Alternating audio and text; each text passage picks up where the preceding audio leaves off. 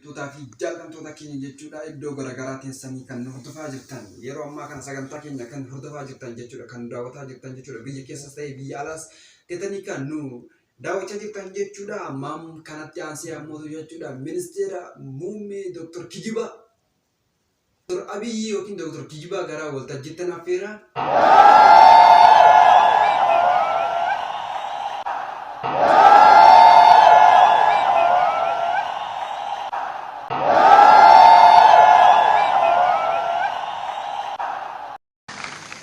Jawar addat jalqabarra hangaarraa kan eegaa jiru mootummaadha.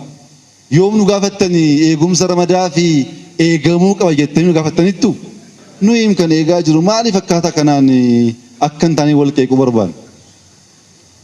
Nutu miidhamuu danda'a jedhee awwaluma gaafa galeerraa kaasee eegaa kan jiru nuyi.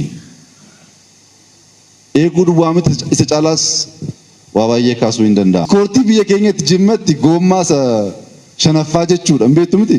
Edaa biyya Jawaar Faas koortii jechuun eegumsa jechuudha.